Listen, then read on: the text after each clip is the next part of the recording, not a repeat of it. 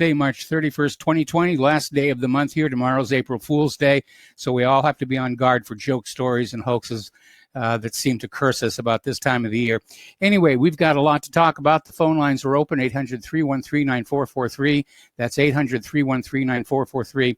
And today I want to do something a little bit different because I don't know about you. I'm sick and tired of hearing about coronavirus and just nonstop in all the corporate media channels. That's all they talk about anymore. So the coronavirus news has now been moved to the bottom of the talking points because I want to get to some other news here. And first of all, I want to talk about Joe Biden, who every time he gets on TV, you can almost see the man deteriorating, day to day with the goofs that he says. He forgot he was vice president at one point. And Donald Trump made this comment the other day about how he'd much rather run against Governor Cuomo. And Cuomo made a statement today saying, no, he's not interested in being the president or being drafted by the DNC during the national convention. So I guess he's out of play, or at least that's what he's saying. But I got to tell you, if the Democrats go with Biden, Trump's got a second term. Biden is just falling apart right in front of everybody's eyes here. All righty, so getting right on into it, Tulsi Gabbard is out of the race, of course. She's also not rerunning for her seat in Congress. So it looks like she's going to go back to just being an ordinary Hawaiian major. And it really is a shame because she was a true peace candidate. But the Democratic National Committee basically just excluded her right from the beginning. And a lot of people think that it may have to do with the fact that in the 2016 election, when Gabbard was vice chair of the DNC, she endorsed Bernie Sanders. And Hillary Clinton, like an elephant, never forgets. And she knows how to carry a grudge forever and a day. But a lot of people were very disappointed when Tulsi Gabbard endorsed Joe Biden rather than Bernie Sanders. And it may be that Tulsi Gabbard is still holding out the possibility that she could be the vice president, which I think would be a plus for Joe Biden, for his campaign. I know that the campaign said they wanted to find a black woman, and Tulsi's sort of brown. So we'll see what happens with that here. All right, while all this coronavirus stuff is going on, we're still executing a foreign policy that seems to be a little bit radical out there. Attorney General Barr has announced indictment of Venezuelan leader Maduro on narco-terrorism charges. I'm not even really sure what that means, but these were the same charges that were filed against Manuel Noriega in Panama prior to the invasion of Panama. So are they signaling an invasion? Maybe, but they put a $15 million reward for Maduro's arrest. And apparently one of his higher-up officials has already surrendered to the... All righty. Elon Musk has come on out and in front of an assemblage of U.S. Air Force officers declared the era of the fighter jet is over. Says the fighter jet is dead. The manned-piloted fighter jet is dead, and the future is going to be robotic drones. And basically said that the F-35 Joint Strike Fighter would have no chance against a drone fighter. Well, let's be honest. The F-35 Joint Strike Fighter would have no chance against the Wright Flyer. It's that terrible. So the fighter jet era has passed. Elon Musk has said drone warfare is where the future will be. It's not that I want the future to be that. It's just that's what it's going to be. All righty. Now, when we get into the realm of weapons that don't really work, and this is an embarrassing one, apparently the toilets on America's two newest aircraft carriers clog frequently, causing problems throughout the ship. Yeah, I could see where that would be a problem. Now, the ships use a scaled-up version of airliner toilets, and you know how wonderful they are, using vacuum power to evacuate the human waste to wherever they evacuate it to. And apparently the system must regularly be cleaned with an expensive acid solution that costs $400,000 per use. This on a $13 billion aircraft carrier. Amazing. Just, I don't know, set up an outhouse on the poop deck, which, by the way, is why they call it the poop deck. They don't show it in illustrations of old sailing ships, But on the very rear of the ship, there were two little outhouses. And that's where you would go. And just everything would drop into the ocean. And that's why it's called the poop deck. Bet you didn't know that one. Amazing the things you learn listening to RBN.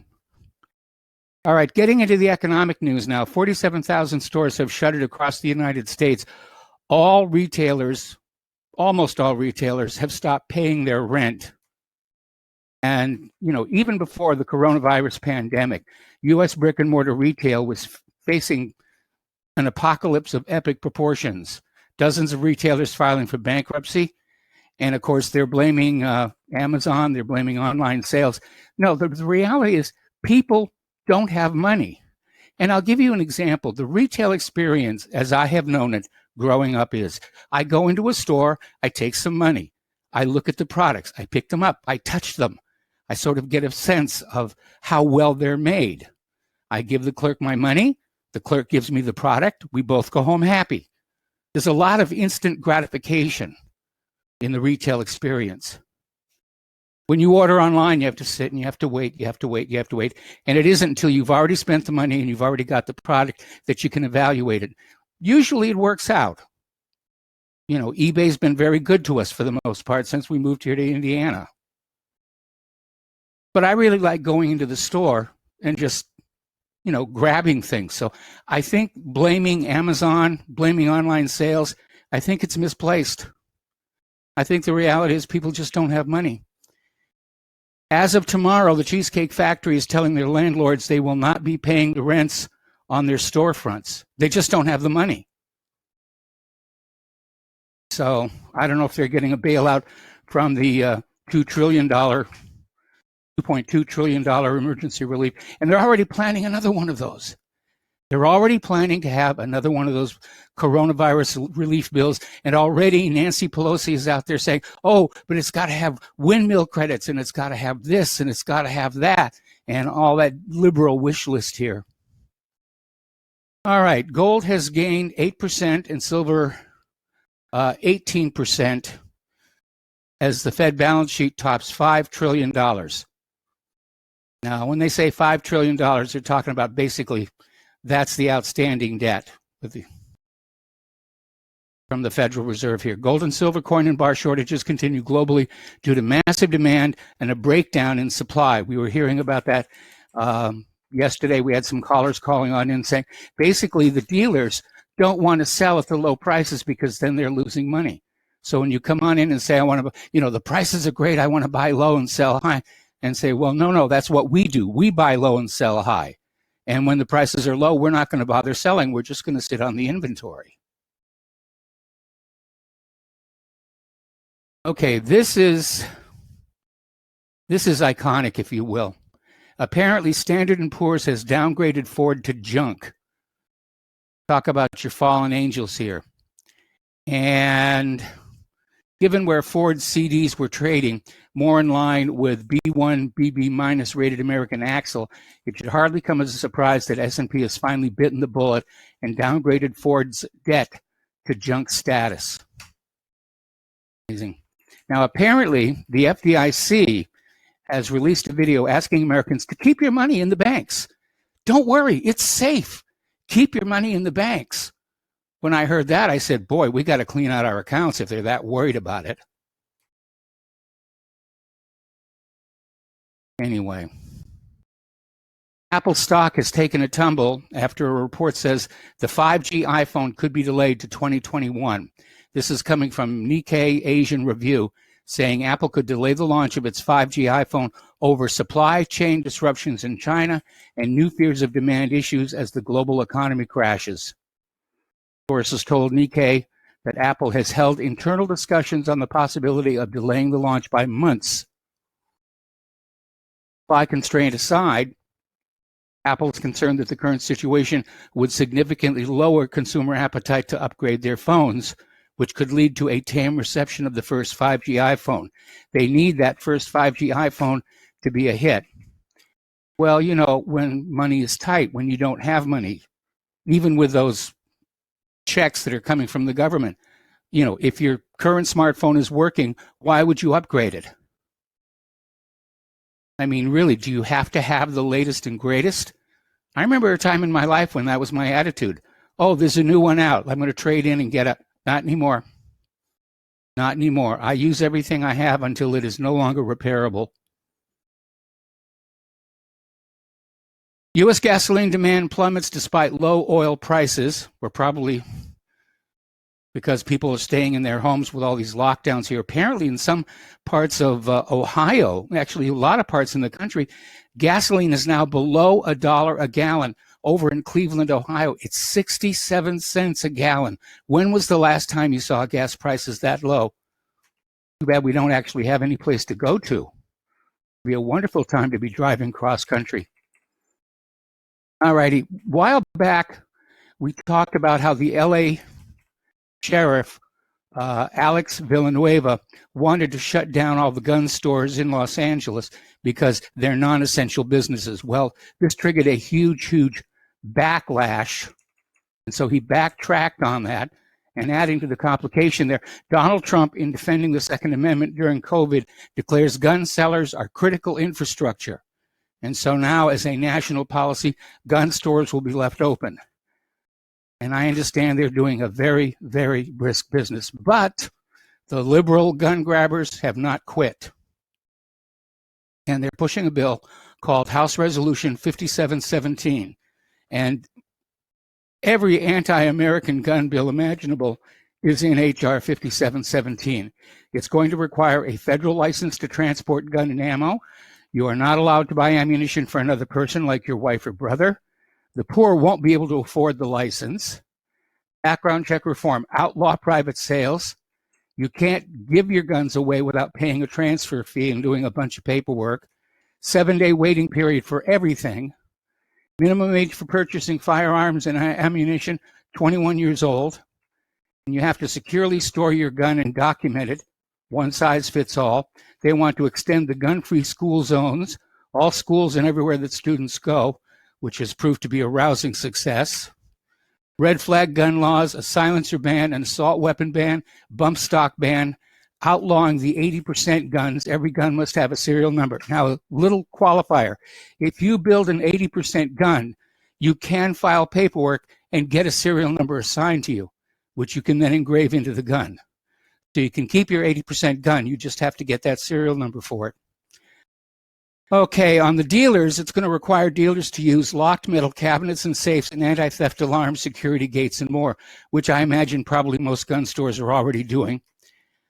They're going to have a 30% tax on guns on top of the sales tax, a 50% tax on ammunition, gun safety initiatives, meaning anti-gun groups, and you're only allowed to purchase one gun per month. So there's a lot in there. Alrighty.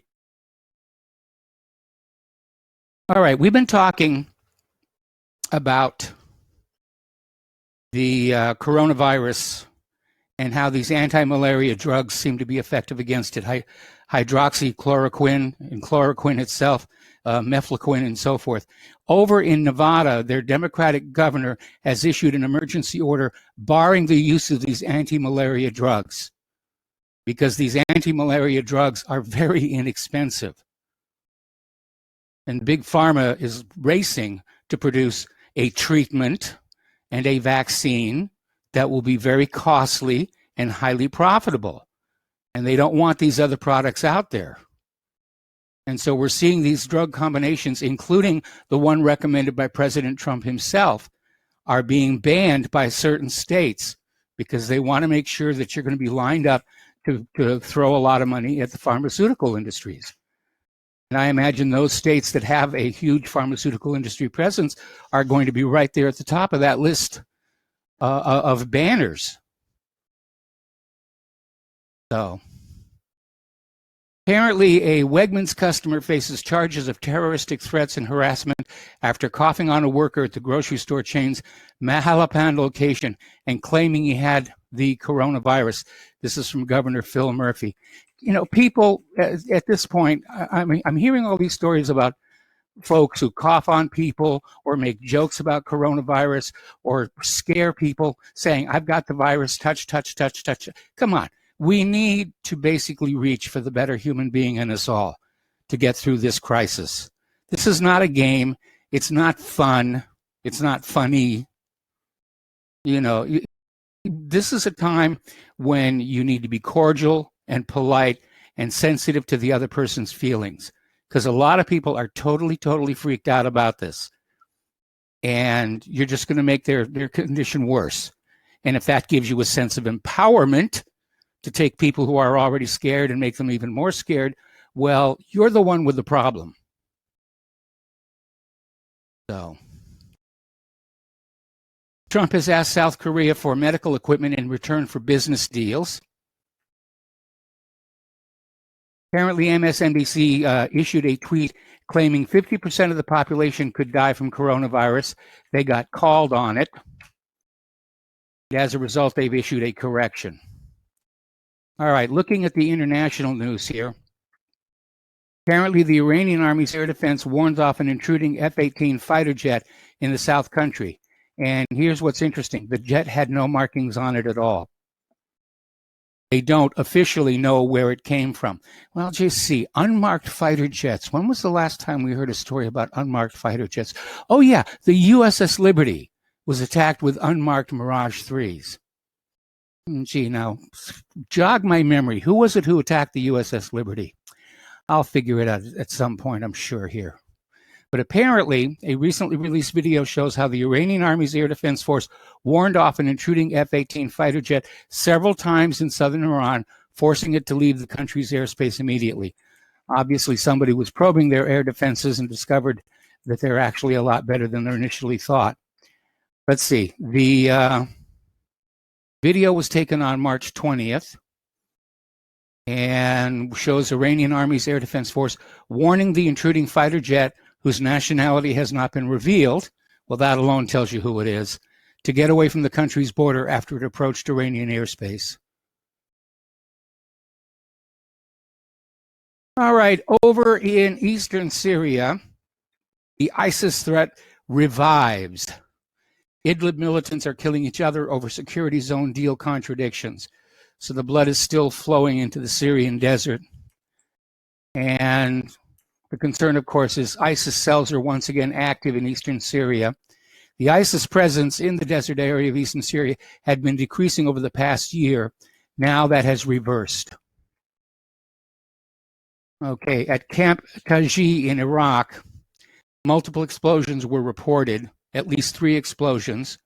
And a reporter with Sky News Arabic said on Tuesday night, the 3 explosions had been heard at Camp Taji, an Iraqi military installation that also houses a large number of U.S. troops.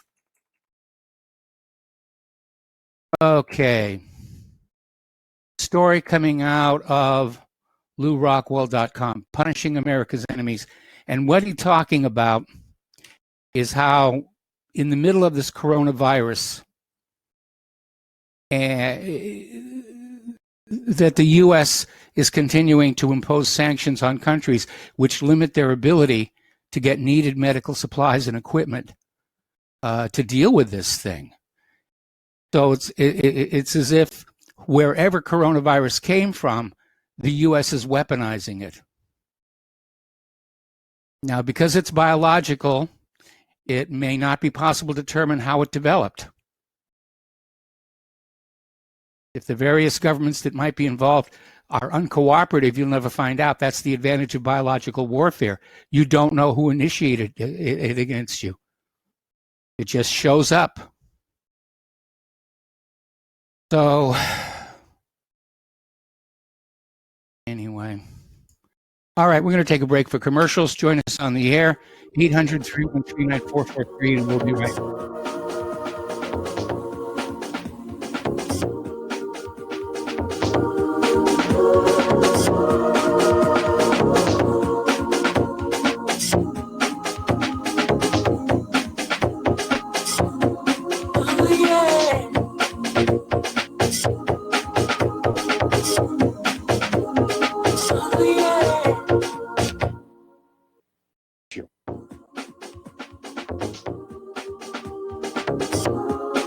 What really happened with your host, Mike Rivero. Join Mike on the air. Call toll-free 800-313-9443.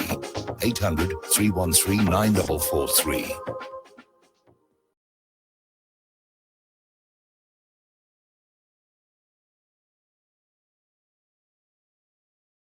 And aloha, America. Welcome back to our show here. And a reminder that Republic Broadcasting is still in the middle of a fundraising drive, and they really do need your help. I wish it was not so, but they really do. And the postal address where you can send a check, money order, or if you prefer anonymity cash, is Republic Broadcasting Network, 2251 Double Creek Drive, number 302, Round Rock, Texas, 78664. The phone number where you can make a credit or debit card donation is 800-724-2719, extension 3. The network thanks you. And I thank you as well for all donations to whatreallyhappened.com. And before we get back to the news here, for those of you who read the whatreallyhappened.com website, we seem to have gotten most of our problems under control. It still occasionally will freeze up, but nowhere near like when we first made the move over to the virtual private server, and there's going to be some other things that we're going to do, but the service is more or less back to normal. So thank you for your patience in dealing with that. Okay, you've probably been hearing in the news lately about how we're setting new records for unemployment, and we had that caller in last week who basically said they got on hold to unemployment, and we're told we're not taking any more calls today because we're that busy. There's been a 4,000% raise in California unemployment. Over 100,000 people have applied for employment since March 15th in Wisconsin. Now, the Federal Reserve is out there saying that by the time this is all over, we're going to have a 30% unemployment figure. Well, the reality is we've had 30% unemployment for quite some time now. They don't report it as such because people who have been out of work long enough to run out of benefits are put in a separate category, and they're not counted to come up with that single-digit unemployment number that they have. So they're using this coronavirus to basically bring the propaganda, if you will, back in line with reality, because too many people already knew that our unemployment was close to 30%. So now they're going to say, well, see, we agree with you, it's 30%. And all they'll argue about is when it got to 30%. But it is, people are losing their jobs. You know, we're hearing about people we know are losing their jobs, and it's getting ugly out there. Now, over at Boeing, remember Donald Trump said to allow Boeing to go out of business, and they are going to be recipients from some of the money being handed out from this Coronavirus Relief Act, version 3. Boeing is demanding a $60 billion, with a B, dollar taxpayer bailout, but refuses to give the U.S. government an equity stake. In other words, they just want the money. If you were a normal investor and you came in with $60 billion, you would reasonably expect you would wind up owning part of the company in stock. And there's a lot of anger right now in response to Boeing's demand. And they spent over $40 billion on stock buybacks, making its shareholders and management richer while burying the company under a record $25 billion in debt. All right, we're going to go ahead and grab a phone call. Dustin in New Jersey, I'm going to have to take you through the next commercial break. What's on your mind? Hello? Dustin, are you there? You're on the air. Yeah, hi, Mike. How you doing? Doing fine. Yeah, Mike, I wanted to... Yeah, what do you think of the numbers going up all of a sudden, like in New York? And, I mean, it's... you know, I look at Florida, Louisiana, and Arizona, and I think Missouri still don't get it. Missouri is, like, out to lunch. You know, like, when are they... You know, Mike, they need to do a nationwide lockdown. And all the states then need to lock down from other states. And then those states, like New Jersey, Florida, every state should just lock down their state inside. That's what they got to do. They're not doing that. And I said this a couple of days ago. Everybody's on their own timeline. You can't do that. We all got to be on the same timeline. You know, you can't have another state not doing anything for a couple of weeks. I mean, it's just stupid. You know, I don't understand why the president don't come out and just have a national lockdown? Why is he not doing this? Like this. The only way to stop this thing, to flatten the curve, is to do that, and then slowly bring the economy back, giving people masks, that particular area, gloves, and then you expand that. But it's not being done. Nothing's being done. It's just, I don't know. What's your take on it? I just think nothing is actually being done because everybody has their own thing that they're doing. Like it's very disorganized. It's pretty bad. Well, I think it comes down to whether you agree that the independent states are sovereign or if you're a federalist. Because, the way this country was originally set up, the individual states had authority over their own territory. Some states have been hard hit by coronavirus, and they're starting to enforce border closures, Texas especially. Other states haven't really been bothered by it yet, so at this point, they're not doing anything. I think it has to do not with being on a single timeline, but basically evaluating the threat within your own borders. And some people are making some bad moves there, like the mayor of New Orleans. All right, stay on the line, Dustin. Can you hold me over? Okay. I'm holding you over. We'll be right back.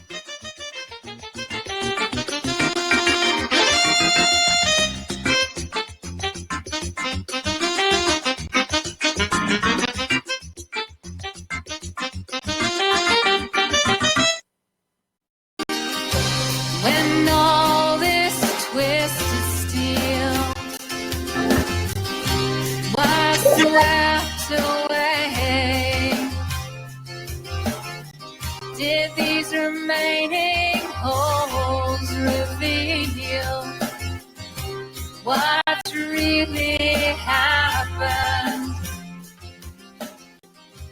What's really And aloha, America. Welcome back to our show here. We're talking with Dustin in New Jersey. And Dustin, again, I think what's driving border closures, everybody's trying to walk this thin line between protection from the coronavirus and wrecking the economy worse than it already is. And so the states that have not been hard hit by coronavirus, they want commerce to continue. They want the trucks to roll. They want the supply chains to be operating. And I think that's why they're not taking the actions you think they might. The trucks are still rolling in, but they need to close, what they call mass gatherings, because that mass gatherings is where you would have the most spread, But it's funny, the same people that are saying we need to close the borders for illegal aliens, but they want to keep them open because of the economy. This is a virus, man. The virus don't care if you're a Republican or a Democrat or you're a Christian or a Catholic or a Buddhist or whatever. It's gonna get. It's already in Missouri, Mike. It's in Texas. It's in probably, I'd say, all the states already. Yes, okay? It is. So you look at that as a template. Well, if it's there, you got to keep that curve down, right? You don't want it to exponentially go up, right? So you keep it flat as long as you can so the hospitals don't go overwhelmed. What's going to happen, though, if they have a mass amount of cases, say, in Pennsylvania, Missouri, and Florida? They only have a certain amount of ventilators for the whole country, right? And other equipment. So, that's just going to tax the country out. That's what I'm saying. That's why I think I hate to say it because I'm I'm for the Constitution, but something like this, because there's still people thinking it's a hoax or it's the sniffles. It's not. To really clamp down, I still think they should close the whole country down and every state, because they're doing it in Florida and now in New Jersey, where I'm from. They're thinking about it. Anybody out of state with plates, they're going to be pulling over to see what they're doing here. Mm-hmm. Why are they, I know in, I think it was in Florida, all the way stations, the trucks are driving straight through on the highway. They're pulling people over onto the way stations. If you're out of the state, they want to know what you're doing here, because that's how you keep the state from getting more people that are influxing in. But see, that's another problem, because then the states already have the virus in them, like the hotels and And then Yes. and Florida, unfortunately, they really screwed up by keeping those spring breakers, man. And the Mardi Gras in Louisiana really was not a good move. You know, No. I mean, I think they blew it with that. You know, I mean, they had an opportunity, and they chose economics. But what's going to happen? I mean, we know the economy's a fraud already, Mike. Like, I mean, it was propped up before even the coronavirus was even a term, right? Like, yeah, we know that's the why. economy is already fragile here, but listen, let me play devil's advocate here, because if you'll remember when the coronavirus first showed up, we had people saying that human-to-human transmission was impossible, that it was no big deal, that it was a Chinese problem. They were downplaying it. Apparently, Fox News is concerned that because they trivialized COVID-19 when it first showed up, that they might actually be open to lawsuits. I don't think so, because of the precedent set by the Monsanto synthetic bovine growth hormone lawsuit. But everyone is understanding that corporate media initially was downplaying the problem. Now, of course, they've gone the other direction. They're hyping it up as hard as they can. But it's quite possible that a lot of these state governments were listening to the news and saying, it's no big deal. We can go ahead doing what we're doing. I mean, the mayor of New Orleans has justified his going ahead with Carnival and Mardi Gras by saying, we only had one patient, and nobody said it was going to be a big problem. Not now, though. No, not now. It's Not now. and not now. And you know, Mike, I mean, I know. I mean, you and I suggest to all your listeners, like, one person in your household go to the store. There should not be more than one person in your household at one time going to the store. It should be just the one person, and that's it. Because you don't need two people going to the store. Because I wonder, Mike, how many of your listeners have like no mask and not wearing no gloves? You know, that's the scary thing. Because when you watch that video of people talking to each other and you see that infrared light with the water particles coming, I mean, that's discouraging. You know, that It tells is you discouraging. something. Like, Well, some Walmarts are starting to enforce a one-person, one shopping cart rule. And if you're just going along with somebody just to keep them company, I can understand them doing that. But the way Claire and I shop is that she'll have the shopping cart, and I do what are called commando raids on stuff that's at the far-flung reaches of the store. I'll basically walk very fast over, grab something, come back, put it in the shopping cart that Claire has, go grab something else. And so we finish our shopping much more quickly, and we get out of the store that much more quickly. Isn't that nuts, though? Like, if you think about it, I mean, we're in some serious crap here. We got to do that, and I do the maze thing where there's nobody down, and I'll fly through. I mean, that tells you, like, if you feel that you have to do this, then maybe that's your instinct telling you this. We're in really some deep crap, in a way. Well, Like we shop normally even before coronavirus. That's the way we've always shopped. Where she'll be looking. Stuff that I can just go and run and grab, I go and run and grab. I ask you, like, when's the last time, like, when you go to the store, do you see, like, a lot, like, over here, I see not many people wearing masks or gloves. I see more than I usually do, but there's still the majority of people who probably can't get masks, but probably have the ability to wear gloves. They don't, No, we're seeing I don't know what gloves here. I'd say probably about maybe 25% of the store customers, and our local post office has now installed plastic at the little counter. There's a little hole that you put your letters and packages back and forth through. And one of the other stores that we do business with, all of their employees are now wearing masks and gloves. That makes 75% of the people who don't have anything, right? Pretty Yeah. much. Yeah, that's Mike. You stay safe, and all your listeners. Now's the time to be street smart. You might think it's a hoax, but do you really want to take that chance? I don't think it's a hoax. This is not a hoax. But it's not the sniffles, like I said the other day. This is, not all viruses are hoax. If you look at throughout history. So I mean, you got to use your street smarts and avoid large groups of people if they're got to go around, and stay safe. Thanks, Mike. Have a good night. All right, thanks an awful lot. We're going to switch over to Kevin in West Virginia. Aloha, Kevin. Welcome to the show. What's on your mind? Hello, Mr. Mike. The thought crosses my mind that everybody that listens to, independent media and even a lot of the independent media hosts, I feel like we're in two separate camps. Like Dustin was saying, some believe this is a hoax and others believe that's the end of the world. And then the truth lies in the middle. But I Yes. have to ask a question. Hello? Remember whenever the media was running weapons of mass?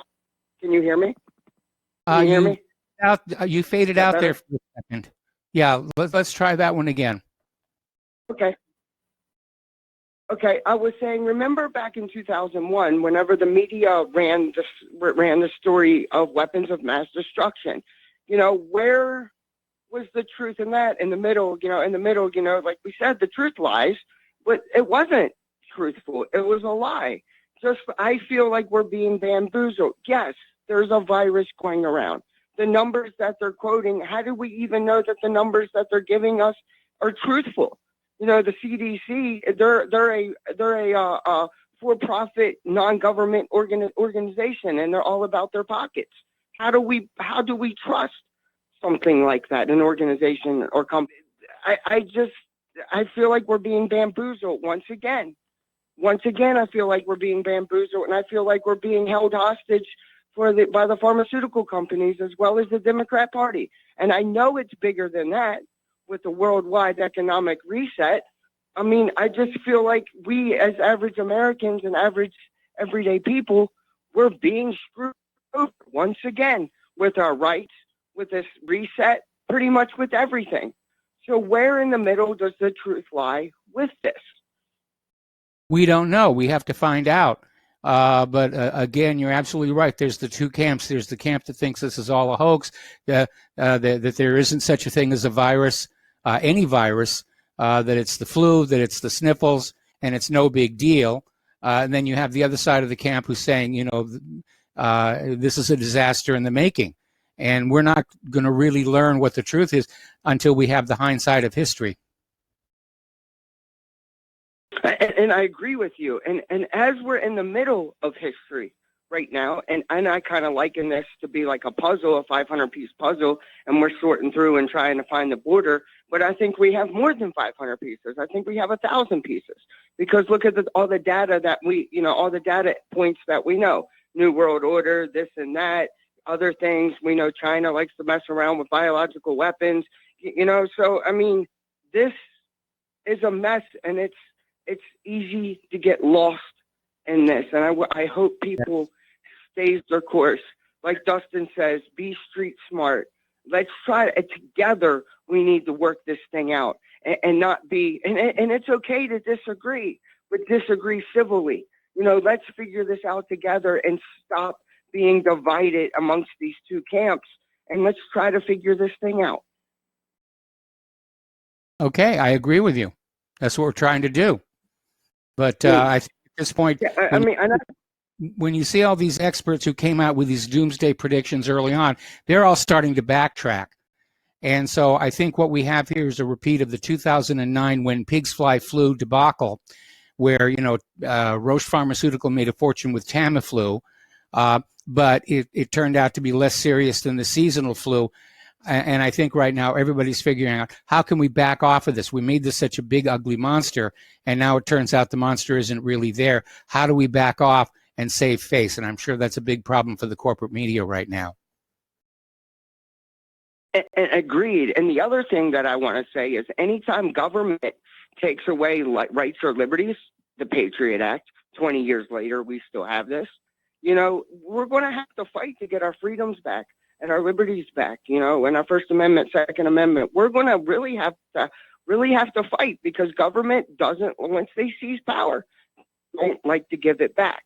And that's the big elephant in the room that I have a problem with. That's my big problem. And, I can't wrap my head around it because I don't have an answer. But that's all I have, Mr. Mike. I hope you have a wonderful.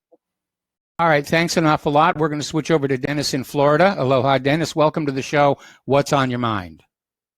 Oh, aloha, Mike. Boy, it's been years since I've been able to get on the phone here and talk to you. This expatriate from New York, now residing in Florida.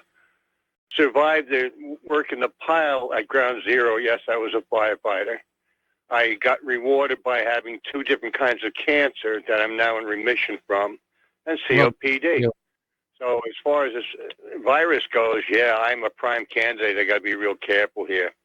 I'm down around the Clearwater, Newport Richey area now, and I heard Justin talking about how they, what kind of safeguards would they take into the, New York. I just want to set the timeline straight on the spring break. The first week of spring break before Easter was usually all the people from the Midwest come down.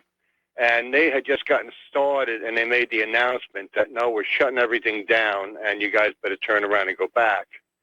The second week was usually when the New Yorkers come down. I just wanted to make that clear. But thank God. But they're still coming down. And as far as them checking people on Interstate 4 coming in from Louisiana and 95, it kind of backfired when they had that giant traffic jam going up 95. But they're not really enforcing anything. What they're doing is they're just taking down names and where are you going, et cetera, et cetera.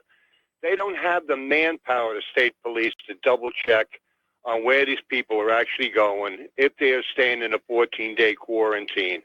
And I know a couple that actually, friends of my sister who lives down further south of here, that actually went back to New York. I don't know why. Everybody's shaking head. Why would you want to go back there with such a toxic environment up there? It's a lot safer down here.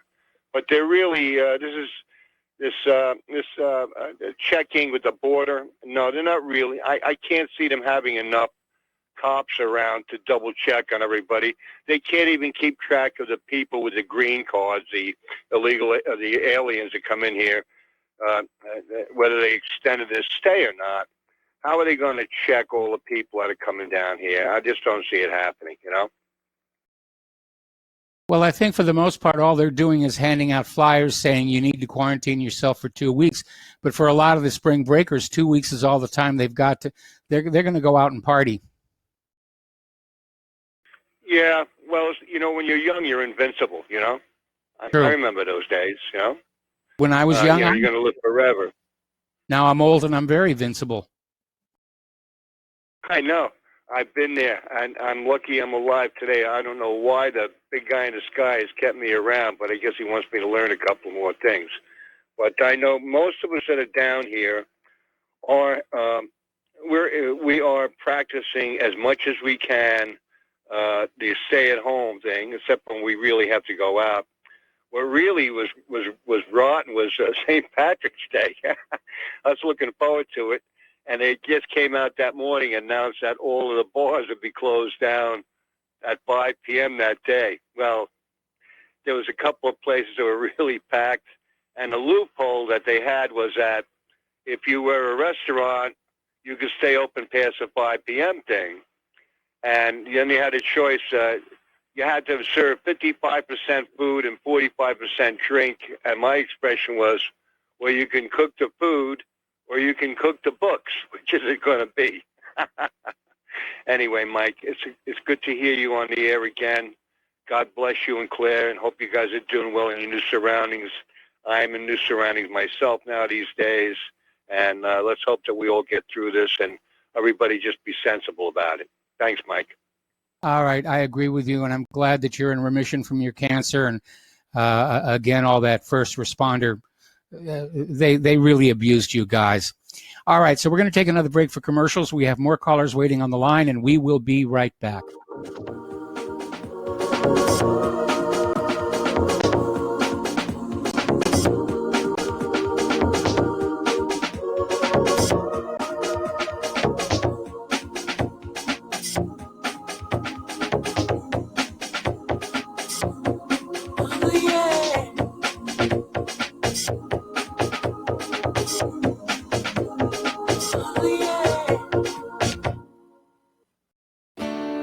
We the people, in order to form a more perfect union, establish justice, ensure domestic tranquility, provide for the common defense, promote the general welfare and secure the blessings of liberty to ourselves. And aloha, America. Welcome back to our show. We're going to go back to the phones to Francis in North Carolina. Aloha, Francis. Welcome to the show. What's on your mind? Hey, kiddo. Oh, gosh, what isn't on my mind? One, you know how they have the thing about that you have to be indoors by a certain time or whatever have you, and not be out and about as a self-imposed soft martial law crap and so forth. You know what? I just realized another reason why I'm staying home. You know why that is? Because whenever you go to the store, you did what? I said enlighten us. Well, that way you can avoid going to the store and stop being treated like cattle that's been inflicted with a plague. By that, I mean you go to the store and you're not treated as a human being. You're standing in line, and all of a sudden you have a cashier yell at you saying, "Stand behind that line," you know, like as if you're in a Gestapo or something, and it's actually a store. And so you're like, "Excuse me, do what?" And so, unfortunately, I make my purchase, and thinking about the whole bloody attitude, the instigation of, "Oh, you must be carrying a plague with you or something," and decided to get back in line after everything was done, and I returned the merchandise, and I told him, I said, "I'd rather go to a store where I'm treated as a person, not as a plague." Yes. And I walked out. I was so PO'd, it wasn't even silly. Because, quite frankly, when they go to also the point of when you bring in a shopping cart to do your shopping, and they say, "Well, can we wipe your handlebar down?" I said, "You spray anything on this handlebar, and I get sick, you're getting sued." So, and then they turn around and want to spray your shopping cart handle after you've shopped as though you had a plague to start with. It's like, you know, this is really getting to be hypocritical in so many ways. It's not even silly. It makes me want to hurl. So that it would tend to explain, and this is in Rocky Mount, North Carolina that I'm talking about. And so I can see why there are a lot of businesses that are virtually no business at all, or only allow a certain number of people to come in.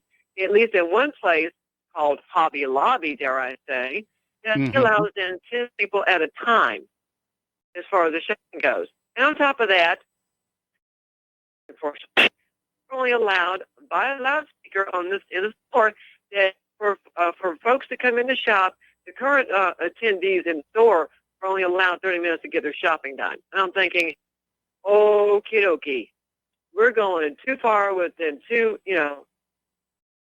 I can comprehend why the various corporations of these businesses are thinking about, well, we want to make sure we're safe for our workers and safe for our clients. I'm like, you know, but you can take your so-called policies, which is political, i.e. political, and shove them. I mean, come on. Whenever I see someone wearing a mask or gloves or whatever, I'm thinking, well, my goodness, you must be compromised as far as your health goes. So,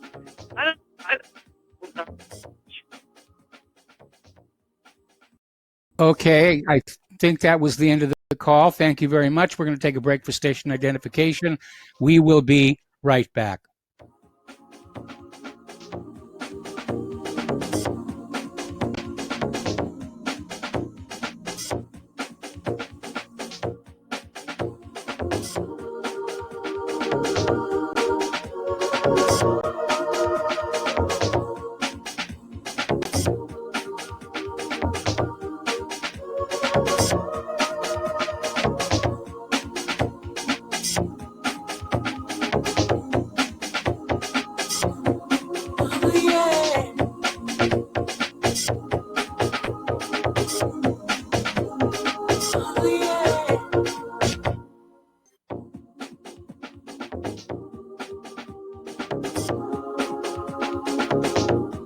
What really happened with your host, Mike Rivero. You're listening to the Republic Broadcasting Network, where you'll find out what the Fukushima's going on.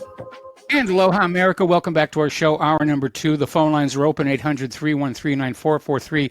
And before we take our next call, yes, I am aware that the YouTube feed is down today. I'm getting emails about that.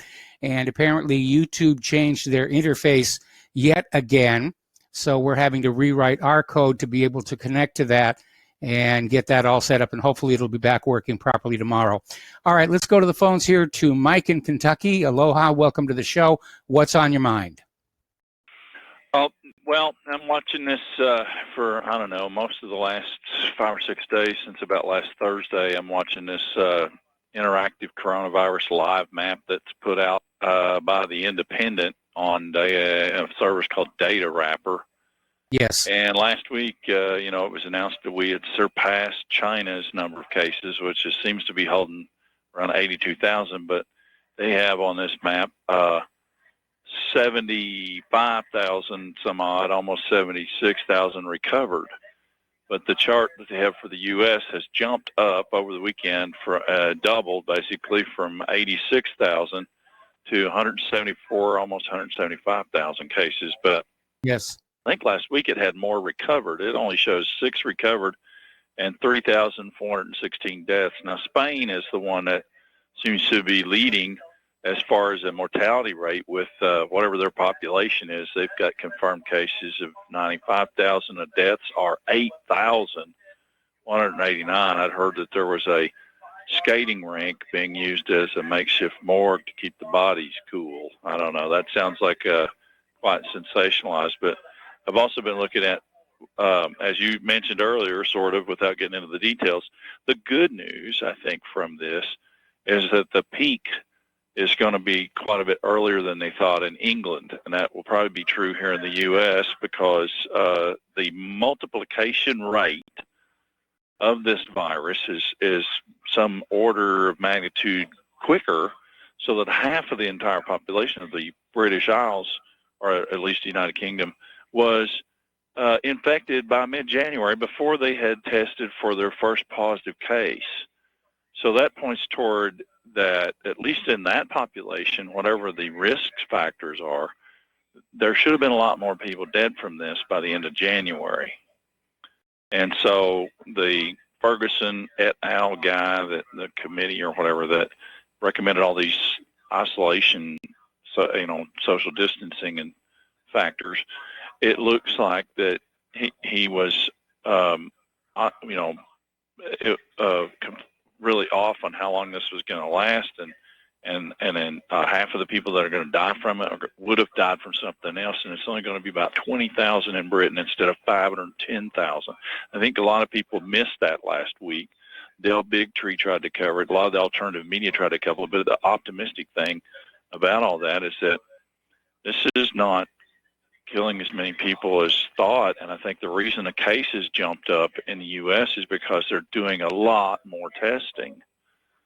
But you're going to have travel papers to get anywhere that says that you've tested for it already. It's what I see coming. To get from Louisiana to Texas right now, you have to go through a hard checkpoint and agree to a 14-day self-quarantine. I guess have you covered this stuff? Well, we've covered some of it. Yeah, okay. But they can't actually enforce that. They don't have the manpower to do it. Well, so yeah, they don't. That's true. I agree with a 14-day quarantine, drive on through the border, and just go on about doing whatever you wanted to do. They're making you sign a piece of paper, and I guess if they catch you, there's a potential for some fines, $500 or $1,200, or some, different places have a different amount of fine, and maybe even 2 weeks in jail or something. I don't know. There's threats of that, but whether, like you say, at the same time they're letting people out of jail. Yeah. So I think maybe we'll hit the peak of this a little early. Poor old Trump wanting us to be relaxing things by Easter. It ain't going to happen. But no. What hoax or not, it looks like a lot less people. What I'm reading about now is the cytokine storms. And the risk factors in the United States probably are people are running around inflamed from so much fructose, lack of vitamin D3, and they don't realize that they're immunocompromised until something happens to them like this. And so they're trying to figure out ways to treat the cytokine storm issues there for hypersensitive immune systems that causes the organ damage and all. all the cascading effects that in vulnerable people will take them down. And well, that's I think that chloroquine does is it tamps down that cytokine storm. I think it's cytokine. All right, well, I'll let you go, man. All right, Thanks well, for taking my call. All right, we're going to switch over to Emrich in Vancouver. Aloha, Emrich. Welcome to the show. What's on your mind? Hi, Mike. Listen, I just got a question. Like I follow the world meters info and the statistics and whatnot, but I wonder how many homeless people, that live in shelters, like in Canada here, we've got homeless shelters. So they definitely don't separate, right? They live in the same place, so they got a contact with other people. Their immune system's got to be down. They're drug addicts. How many are getting sick, and how many are dying? You would think it would be rampant in that environment and with those people. But nobody's testing the I don't people. know. Nobody's testing the homeless people. They may just assume that's fine, but wouldn't they be dying? Some of them probably have, and they're probably saying they died of the flu. I don't know. It's very interesting to me because I think that would be a weak link in the chain here, because the immune system's got to be damaged, right, from all the drugs and probably not eating proper and just living the good life, and then they're socializing. I see them all the time here. They haven't changed, and they're still around. So why aren't they getting sick? Why aren't they, passing away? They're not getting sick. I don't know. I don't know. I don't see any statistics. So I was wondering if somebody's got some kind of statistics on that. Well, if somebody does, I hope they call into the show here. But, the homeless kind of fallen out the trapdoor at the bottom of our society. And, I mean, I have no idea what happens to them when they die. I mean, presumably they're dying, the same way that us, everybody else is, one to a customer. Yeah, well, somebody's got to know how many are dying. I mean, the bodies have to be taken care of somehow, somewhere, and somebody knows. So, but it should be. I would think it would be in high numbers, and if it isn't in high numbers, why is that? That's a question. It's just a question that I have. Well, it's a valid question here, and the issue here is, first of all, not every homeless person is a drug user, and it may well be it may well be that being out in the wild like that is actually improving their immune system rather than running it down. Well, it could be. I don't know. I know that in what was it?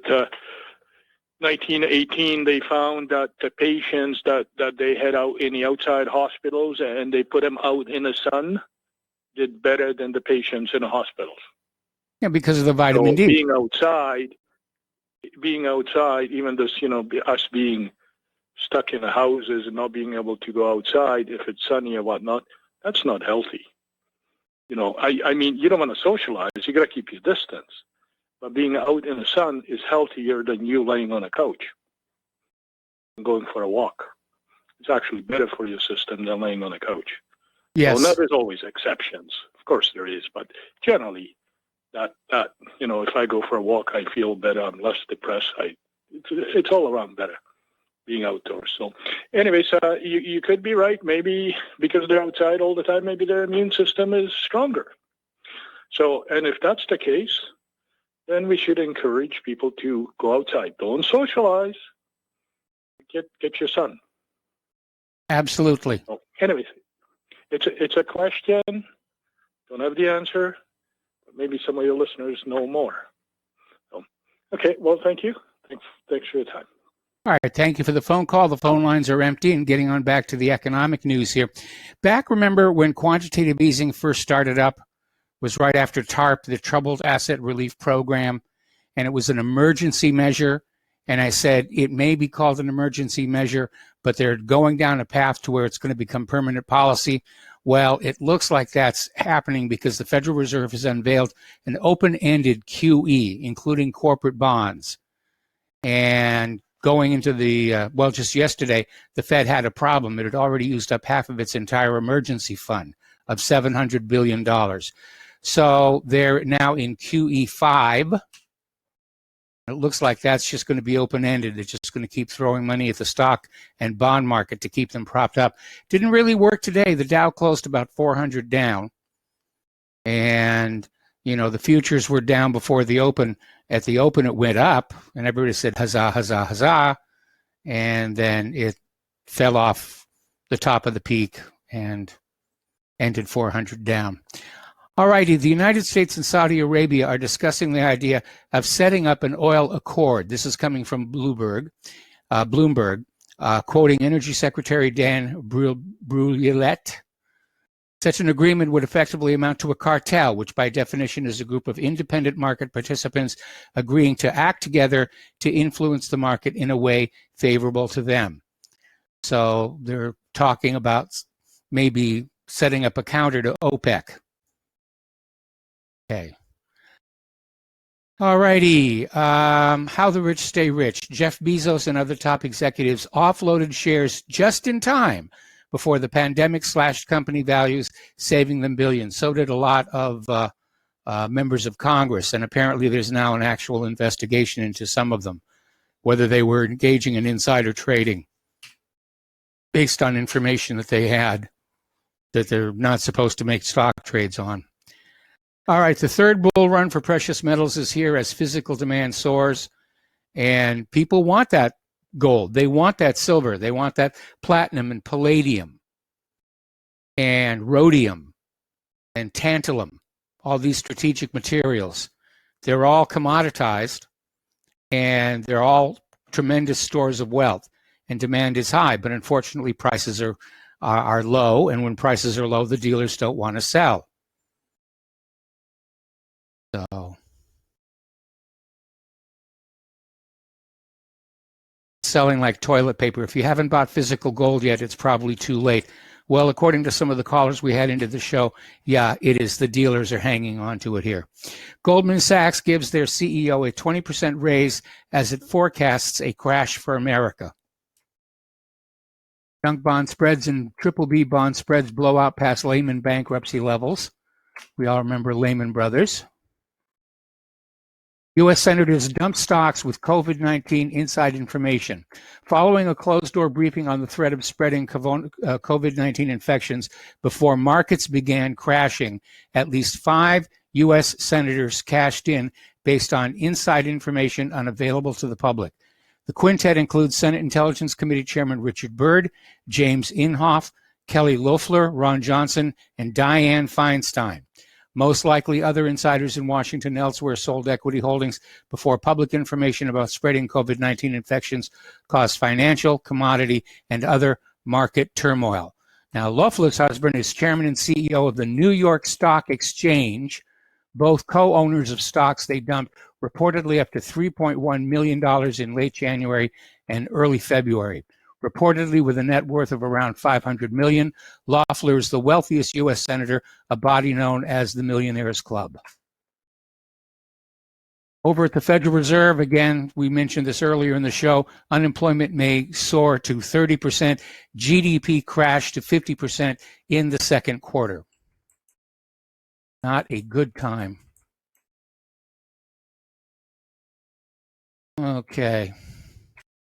Now, we've been hearing a lot of talk about pushing for the cashless society because those paper notes, they carry germs, they carry viruses, and I say that's nonsense. Germs can't live on the money I make. But there's an easy solution, and both Canada and Australia have already gone that way. Their money's made out of plastic, polymer, little flexible like Mylar, and you can wash it. You can disinfect it. It's not a problem. Everybody was laughing at these polymer notes in Canada and Australia. Well, they're not laughing anymore here. But everybody wants you to use your cards. Use your plastic cards, and the banks get a piece of the action here. Those cards carry more types of. One person has a card. That person has COVID-19. They shove it into that little reading slot, and they leave virus all over the inside. You show up next in line. You shove your card in that same slot. Your card comes out with the virus. You get it on your fingers, putting the card back in your wallet. Then you touch your face or your eyes, and you're in trouble. So the cashless society is not an automatic fix to this. All right, we're going to take a phone call now from W in Texas. Aloha, W. Welcome to the show. What's on your mind? Yes, Mike. I was just thinking about something the guy just called. He was talking about vitamin D and people being outdoors. Yes. And as soon as he did that, I looked up something. I remember hearing about for indoor areas where they try to pipe in solar energy to get sunlight inside of an enclosed area. I never really looked it up before. And I looked it up, and it looked pretty interesting. So I just thought it was kind of interesting, how to get pipe sunlight into enclosed areas and how that's maybe something for the future more buildings can have. I thought that's pretty neat.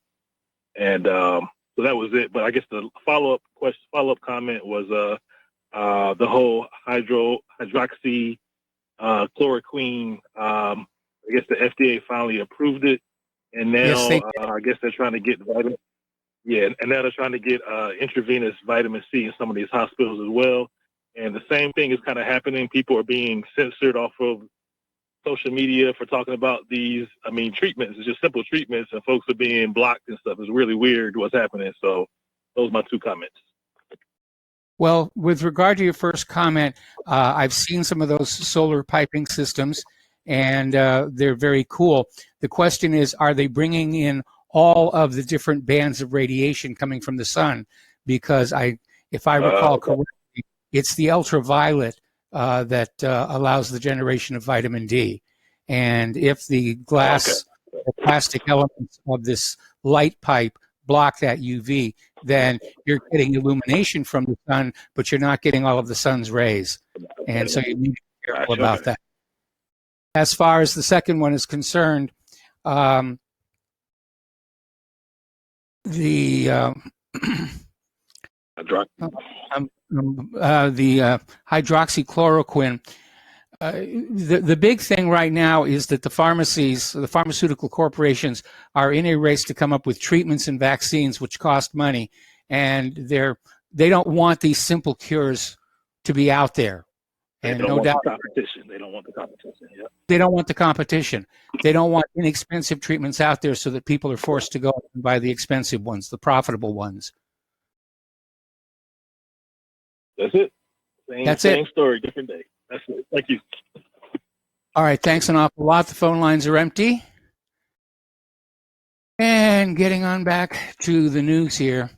Apparently, because of the coronavirus shutdown, there's been a mass slaughter of chickens in China. And these are chickens which are not going to be destined to the market.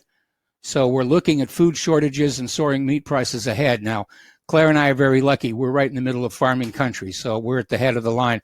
But for people in the urban environments, we're going to start seeing shortages. We're going to start seeing supply chain difficulty. Trucking companies are already out there saying they don't have enough drivers. And most trucking companies are mom and pop operations where they have a farm and they have a truck, and they use the truck to deliver their produce to the local warehouses and markets here. On top of that, we've got this disease is wiping out China's pig population, and that's been around for several months now. Again, China is a huge pork consumer, but they're also a supplier of pork to the rest of the world. We're going to take a break for commercials, and we'll be right back.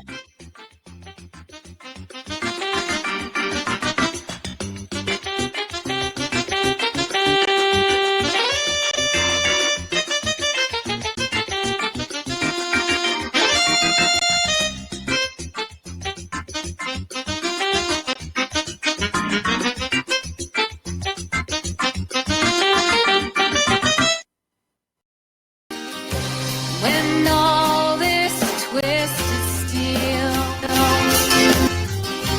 was swept away, did these remaining holes reveal what's really happened?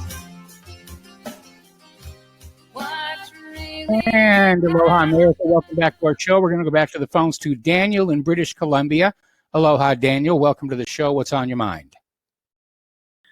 Yeah, Mike. I was wondering why no one's brought the subject of releasing or like getting rid of the sanctions on Iran, or at least lessening them, because they're hard hit by this COVID-19. And it's sort of like you don't hit a man when he's down. So I haven't heard anyone discuss this at all. And it just reminds me of when Leslie Stowe from CBS asked Madeleine Albright about the 500,000 potential dead children in Iraq, and she said, we don't see that as a problem. And it just sickens me how. Yes. It's like, why don't you just back off on them so they could at least get some relief? I just read on Drudge today, there's 15,000 dead in Iran. And I don't know if that's confirmed or not, but it's on Drudge Report. So, I mean, if America's hit hard, they were hit particularly hard. And I find it funny, too, the conspiracy-minded person that I am, that there's 80 million Iranians and 23 members of parliament got it and died, and one general. And I just find that, like, the numbers just doesn't make sense to me. So Isn't it funny? I wondered what you thought about that. Isn't it funny that the two nations that the United States considers threats, Iran and China, were the initial hotspots for this COVID-19? Yeah, I do find that funny. I'm just bewildered by that. And like I said, the conspiracy-minded part of me thinks there's a few different strains of this, and one's maybe is kind of a red herring, and it's still deadly. Another one is highly weaponized and still registers as COVID-19. But that's just me, because I just find it funny that a large portion of the Iranian government is just almost wiped out, and who knows how much worse it could get. But well, one report says there are 8 different mutated strains of COVID-19. Another report says there's as many as 40. And of course, that's the real wild card in all of this, because it could mutate to a form that, is extraordinarily lethal. And even though that form would certainly go extinct very quickly, it could still take a lot of people with it. I mean, over time, most pathogens evolve towards being less lethal, because it doesn't do the pathogen any good to reproduce if they're killing the host before they have a chance to do so. That's why when measles first appeared, it was a horrendous killer. Now it's just a childhood annoyance. Yeah, that's true. It needs a living, healthy host. But anyways, I'll leave you with that. I just find that funny, and I also find it funny that Israel was one of the first nations to completely lock itself down, way before, right after China, I believe. But yes. I'm just a conspiracy theorist over here, All right, I'll leave you with that. Thanks. All right, well, thanks an awful lot for the phone call. We're going to let you go. We're going to go with Tom in Florida. And Tom, I'm going to have to take you through this next commercial break. What's on your mind? Yeah, good day to you, Michael. Aloha to everybody. Yeah, Michael, what's on my mind is, can you explain something to me about what I'm watching the videos in China or South Korea or even Italy? What are all these people in these suits spraying all over the subways and all that? What is that? What are they spraying? Have bleach or something? What's coming out of those bottles that they're spraying? Could be bleach, could be hydrogen peroxide, could be alcohol. Okay, so that's what they're spraying to kill the virus off, correct? Yes. And I was wondering, I notice sometimes the government, it seems like they hit us with these chemtrails. They don't have no way they can have particle alcohol or bleach to shoot out of the planes to kill the virus off. I mean, I'm just thinking. Hey, by the way, Michael, you know what? I was listening earlier to a show, and so I had to check it out myself, and I couldn't believe what I saw. You remember the show Little House on the Prairie? Yes. With Dr. Baker, Doc Baker, and Michael Landon played. I forgot his part. And they lived in a place in Minnesota called Mankato or something. Yes. Well, did you know that the chloroquine has been around for 160 years? Yes. And if that thing's been around for 160 years, and it was killing, matter of fact, the whole episode was about a pandemic that was hitting Minnesota at the time. And Michael Landon has to quarantine, the whole village of Mankato has to be quarantined, and Doc Baker has to give out chloroquine to save the people.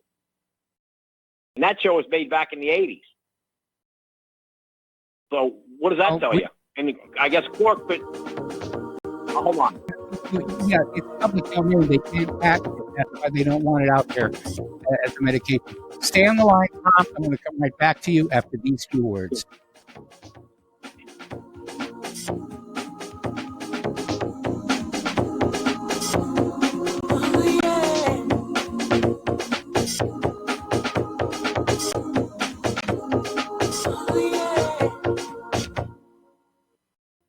Well, they're stealing down on Wall Street and in Washington too.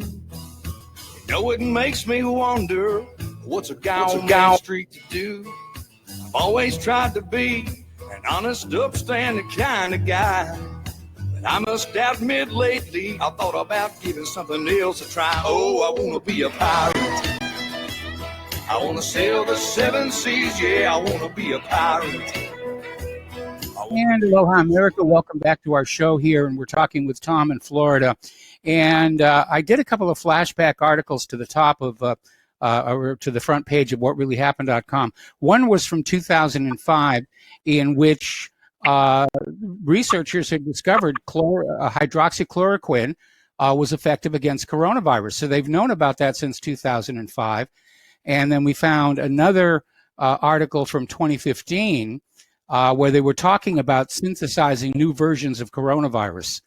So this stuff has been around for a while, and it does establish that, yes, people are taking these viruses from bats and playing around with them. So, Tom, what else do you have? Yeah, Michael. Yesterday you had a caller in. You had a robot caller from out of the country, and he was saying something about there's something bigger coming maybe in the month of April. I think the month of April is going to be hang on, it's going to be a lot more wild than the month of March. I think there's maybe setting us up something bigger that's maybe coming down the pike. I think it's I don't know. Maybe this virus is real bad and all that, but I think there's something else maybe going to happen here. I don't know if it's a meteor hit or I'm being a little pessimistic, I guess, or maybe it's a major earthquake's going to erupt, or I don't know. I feel like there's something more to this than this Wuhan Chinese communist virus. I think there's something else coming down. I don't know what it is. I don't know. And so it don't smell right to me, Michael. It's a lot of weird stuff. And, it's funny. Fox News would fire Trish Regan and Kennedy Friday because they were, I guess they were trying to talk about the virus a little bit too much. And Laura Ingalls still on TV, but they got rid of those other two women. And I don't know, Michael. It seems like the whole thing is it's like a ploy. What's going on here with this virus? Michael, I did a little research on tuberculosis. It was a lot worse than people think in 2020. Did you know that? Yeah, it's come back. I mean, at one point it had been eradicated inside the United States, but it's come back. And guess who brought it to us? I'm pretty sure I know who, Michael. Yeah. Pretty sure I know who. And listen, there was over 9,000 cases in the United States in the southwestern part of the United States last year, west of the Mississippi. There was over 9,000 cases of tuberculosis. So, and that's just one disease. There's other diseases that are popping their ugly head back in this country we haven't seen in years. So I did a little research on that, and it's not a good thing. And no. As far as the month of April's coming up, tomorrow's April 1st, as we all know, and then And then I think that whole month is going to be a wild ride for a lot of people, because now here in Florida, they just on the eastern part of Florida, which is I'm very perplexed about right now. They just put out Steve will know about this, that they've closed on the eastern part of Florida now for the next 6 weeks, till May 15th. So I don't know. It's some strange times going on here. Yes. And not over a virus like this. And like I said, now the Chinese seem like they have it under control, supposedly. And, you know, Michael, did you ever do any research on the Hong Kong flu? No. The answer is no. The Hong Kong flu killed a lot of people too. It was a flu, but it was a pretty bad flu. That was a bad year for Hong Kong flu one year. I forgot what year it was, but that killed a lot of people. So this coronavirus is not, nothing new. It's been around for a while. Okay, but And Tom, the coronavirus, Yeah. the COVID-19 is not a flu. It is a viral pneumonia, and it specifically attacks the lungs. May also attack the nervous system as well. Apparently, some of the people who've recovered from COVID-19 are reporting that they've lost their sense of taste and smell. Correct. What is tuberculosis considered, Michael? A parasitic infection. That's an infection. So the difference between a flu and a virus and an infection is all different categories, I suppose. Well, it has to do with the first of all, exactly what form the pathogen takes, whether it's a bacteria, microscopic parasite, or a virus, because they all operate differently. Viruses are considered sort of in that gray area. They're not really alive, but they form new versions of themselves from materials they find around them inside cells. And by that definition, the very earliest life forms on Earth were viruses that built copies of themselves from the primordial soup. So basically, they're all airborne, correct? Some survive in the air for a very long time, some do not. It has to do with the protein code. Okay. I did know one thing, Michael, that I found out when the Earth was created, mainly, one of the main ingredients was ammonia. Is that correct? Yes. And if you take ammonia and methane and you expose them to electricity like lightning bolts, they start to form the basic amino acids. Correct. Right. That's right. You have electrical charge, right? Well, I thought that was very interesting. But as far as what the Chinese and the Koreans and everybody else is, I guess the United States is doing is spraying. I don't know what they're spraying. I like to know what they're spraying. And you say it's maybe peroxide or alcohol, but maybe who knows? It could be something else they're spraying to kill the virus off in these trains and buses, and who knows? I don't know what they're spraying actually, but something to actually find out. I know you can go to a store and buy a can of Lysol. It supposedly kills 99.9% of the bacteria and other, I guess, escapes or whatever when you spray your house or whatever for bacteria. So that's kind of interesting about all that. But anyway, Michael, I'll let you go. That's all I got for today. I just think the month of April is going to be a wild ride, and I think there's something more to this. What the governments are telling us than this virus. I think there's going to be a hidden. They all may come out of the wash within the next 90 days. We'll see. All right. Well, we'll see. Time will solve that mystery. And thanks for the phone call. And before we take our next phone call, a little bit of clarification for people who don't understand it. Viruses reproduce by invading a healthy cell in your body and hijacking the machinery of reproduction to make more viruses. A bacteria is capable of reproducing itself, but in so doing, it's using up your body's nutrients and energy, and in some cases, it's also very destructive of the cells. But they operate in two completely different ways. All right, we're going to go back to the phones here to Peter in Los Angeles. Aloha, Peter. Welcome to the show. What's on your mind? Michael, I'm calling in response to the earlier caller, the gentleman who said he was conspiracy-minded about why we haven't lifted sanctions on Iran, how it hit their parliament so hard. Look, it's the same reason why there's unmarked F-18s flying over there. It's the same reason why we've been against Iran for the last 40 years, and it's Israel. That's why we're there. That's why we're in Syria. That's why we did Libya and made that into nothing. That's why we made all those millions of refugees have destabilized Europe. That's why we did all of that. And who are the people who are making the money out of this? Well, Wall Street, the Federal Reserve, guess who? So that's no conspiracy theory about that at all. They're getting rich. We are not. So no conspiracy theory there whatsoever about that. It's interesting also of the horrible things about kicking a person when they're down, like we're doing with Iran and leaving sanctions on.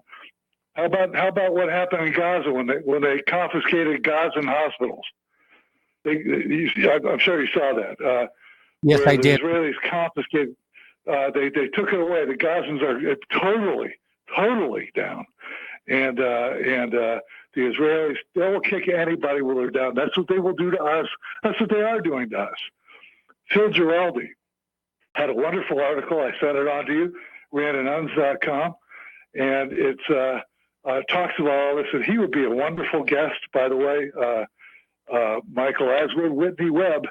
But listen, they're going to own this country. They own it already. They own the networks. They own the government. They own it all. And they're going to they own the stock exchange now. They own the Federal Reserve and the banking system. And it's against the law to say anything about them.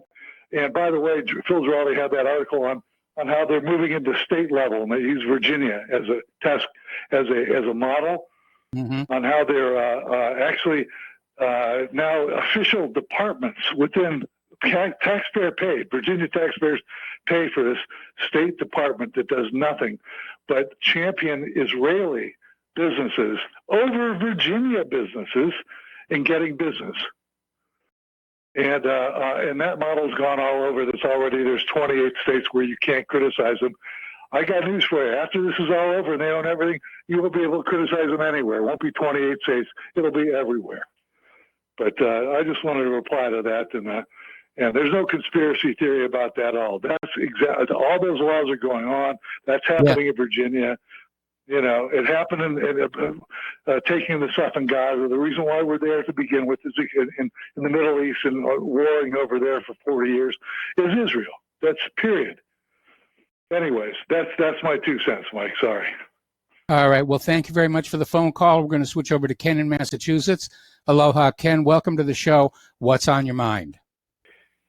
Hello, Michael. I don't know if you've covered this, but there was CBS, I believe it was on the 27th, they aired footage that they claimed to be of a hospital in New York City. They were covering the crisis in New York City, supposedly. Yes. And they recycled footage that was from Sky News Australia, and it was actually a hospital in Italy. It's, why would they do this? Was it laziness, etc.? CBS is saying my take on it is, sorry? CBS is saying it was an editing mistake, but I think they just looked for the most sensational looking footage they could. And this one from Sky News, the patients were wearing bubble helmets and all kinds of stuff like that. Mm-hmm. It reminds me of, remember the thing with the shooting range in Louisville? And it was supposed to be the Turks attacking the Kurds? Yes. A couple of years back. Do you remember that? I think that was on, I believe it was ABC in that case. I'm thinking it's, I'm kind of with you. I'm kind of agnostic and between the idea of it being a hoax and the end of the world kind of thing. But it does seem like the way that the corporate media is operating is they just have a pre-written script and they're going to stick with it and choreograph what they need to, to create the coverage there. And this is just a good example of it. I don't know if you covered this already, but yeah, I did. We did cover that. you know, and apparently they're having another coronavirus task force briefing on TV right now. At least Fox News is covering it. A lot of stations no longer are, because they're saying that the information being put out by the White House is inaccurate and we cannot factually verify. Oh, I know. It's PR interesting. It makes me think of. It makes me think of like back in the 30s, you had FDR, and they just let him go on and talk about whatever agenda it was that he wanted to have. It's preposterous. I mean, he's the president. They can talk about it after he's done talking and break it down and criticize it. But it's the excuses are saying they can't fact check them in real time. I mean, when was this ever an issue in the past? I don't get it. It never was. It's just, it's exactly. liberal media. They're worried that Trump's getting a lot of airtime. He's looking presidential. He's acting presidential. His poll numbers are way, way up, and the Democrats are looking. Yeah, he's very much looking like a statesman. Like him or not, his policies, he's really doing pretty well. So anyway, yeah, I didn't know if you were aware of that particular situation, but thanks, and I'll that's about all I got. All right. Well, thank you for the phone call. We're going to let you go. The phone lines are empty. 800-313-9443. We're coming up on the end of the program. Remember that story down in Texas? There was a woman who was arrested for voting, whose defense was that she was ineligible to vote. And after she was found guilty, her lawyers appealed, saying, look, she didn't know she was ineligible to vote, but the Texas court has upheld the sentence for her. So she's going to the Huskow for a little while. All righty. Again, over in Texas, a disabled Texas woman shot and killed an intruder and fended off another during an attempted home invasion at her Houston apartment. Good for her. Little story that came on out of governmentslaves.news. When CNN tells you not to stockpile guns or ammo, you should stockpile guns and ammo. And I'll tell you right now, around here, there's shortages already. People are stocking up on that. Right. All right, a little bit of news from the world of computers. The video calling app Zoom, that has seen a massive spike in usage during the shelter in place during coronavirus, is secretly sharing data with Facebook via its iOS app, even if users' accounts are not linked.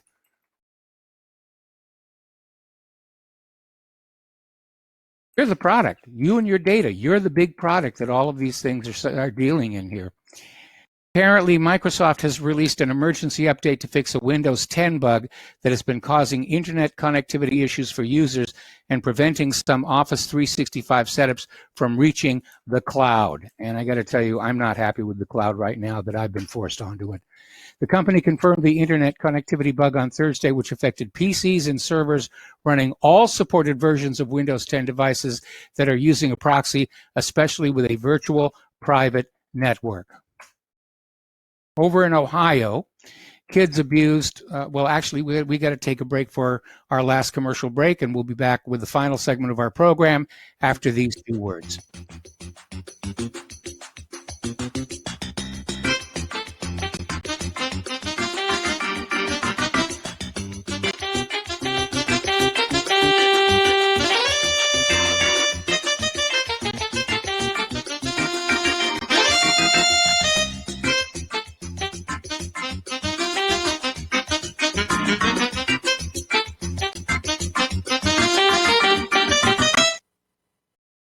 We will not go down in the night without a fight.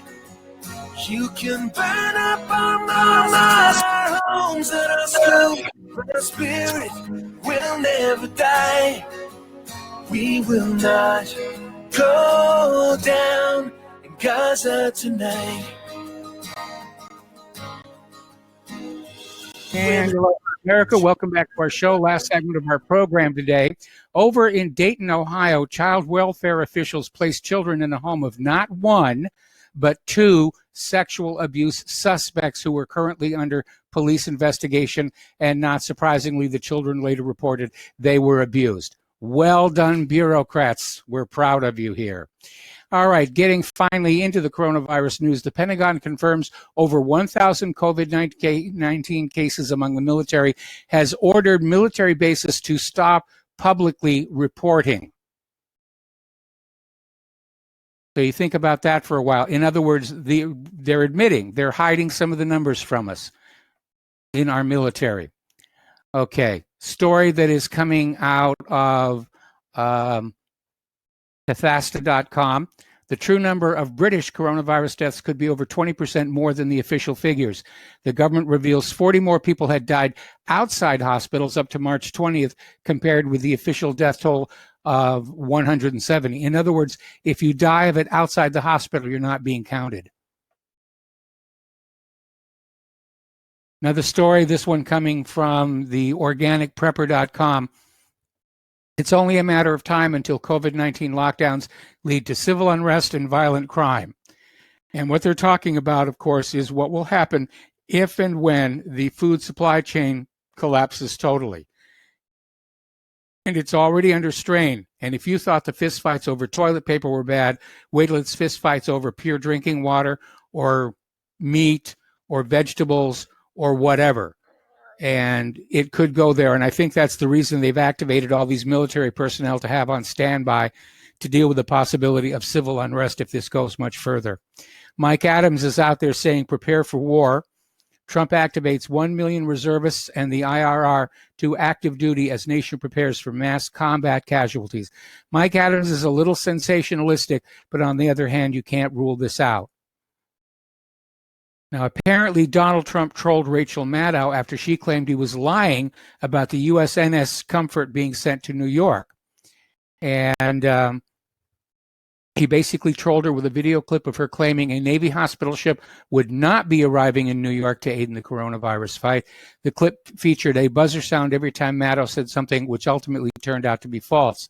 The liberal MSNBC host told viewers on March 20th, 10 days ago, that the USNS Comfort would not be helping anywhere in the country for weeks. And of course, it's now in New York Harbor, just 10 days later. Basically, Rachel Maddow implied that Trump was lying. Wrong, Rachel. And as one of our callers just mentioned, Israeli forces demolished an emergency coronavirus clinic for the Palestinians. This happened last Thursday. They entered a Palestinian village in the northern Jordan Valley to confiscate all the materials designated to build a clinic to deal with COVID-19. Officials from the Israeli Civil Administration came to the village of Kirbet Ibzig with a military escort, a bulldozer, and 2 trucks equipped with cranes to demolish community clinic and emergency housing. All right, there's the music. It's time for me to get out of here and get something useful done with the rest of the day. Please stay tuned for John Stedmiller. I'm sure he's got lots of interesting things to share with you. Please spread the word of RBN. Spread the word of whatreallyhappened.com. Please donate. I cannot stress how important it is right now. We need your help. We really do. That's all I can say about that. So we'll be back tomorrow. Aloha, America.